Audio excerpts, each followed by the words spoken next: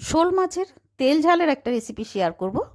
নমস্কার বন্ধুরা, সীমাস কিচেনে আপনাদের স্বাগত।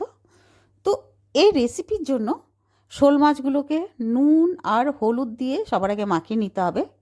1 চামচ হলদি পাউডার দিয়েছি আর 1 চামচ নুন দিয়ে ভালো মতন আগে মাখিয়ে নেব।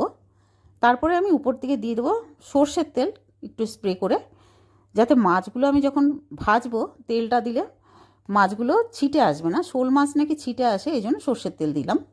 ভাজার সময় ছিটে আসে শুনেছি। এবার কড়াইতে সর্ষের তেল গরম হয়ে গেলে মাছগুলোকে দিয়ে দেবো ফ্রাই করার জন্য। আমি ঢাকনাটা দিয়ে নিজেকে একটু আড়াল করে রেখেছি যাতে আমার দিকে ছিটে না আসে তেলটা। এবার দুটো সাইডই ভালোভাবে ভেজে নেব। দুটো সাইড যখন ভালোভাবে ভাজা হয়ে যাবে তখন একটা প্লেটে তুলে নেব। এবার কড়াইতে আর এক্সট্রা তেল দেবো না, ওই তেলের মধ্যে দিয়ে দেবো একটা তেজপাতা আর মিডিয়াম সাইজের কুচনো পেঁয়াজ। পেঁয়াজটা দিয়ে এবার নাড়তে হবে। মিডিয়াম ফ্লেমে আমি পেঁয়াজটাকে ফ্রাই করতে থাকবো। ততক্ষণে আমি একটা মশলা বানিয়ে নেব।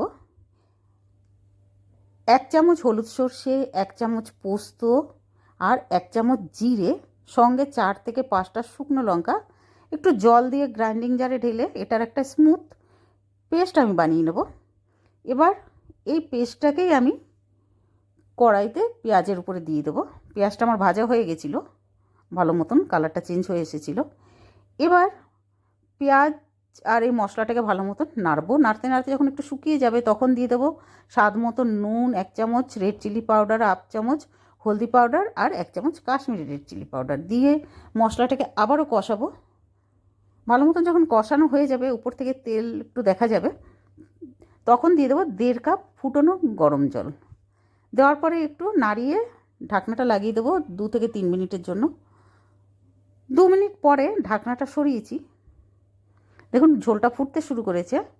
এবার ভেজে রাখা মাছগুলোকে দিয়ে দেবো, সঙ্গে দিয়ে দেবো কাঁচা লঙ্কা মাঝখান থেকে চিড়ে রেখেছিলাম।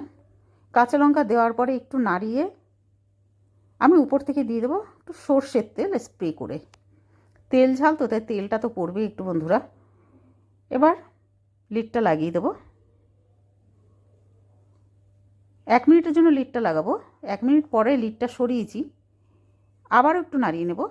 আবারও আমি লিডটা লাগিয়ে দেবো, দিয়ে এবার গ্যাসটা বন্ধ করে দেবো। তৈরি হয়ে গেছে আমাদের দারুণ টেস্টি, একদম গরম গরম ভাতের সঙ্গে দারুণ লাগবে ছুটির দিনগুলোতে শোল মাছের তেল ঝালের রেসিপি। পুরো ভিডিওটা দেখার জন্য অনেক অনেক ধন্যবাদ। আর ভিডিওটা ভালো লাগলে প্লিজ লাইক করে দেবেন আর সাবস্ক্রাইব করে দেবেন আর কমেন্ট করে জানাবেন যে খেতে কেমন হলো। ধন্যবাদ।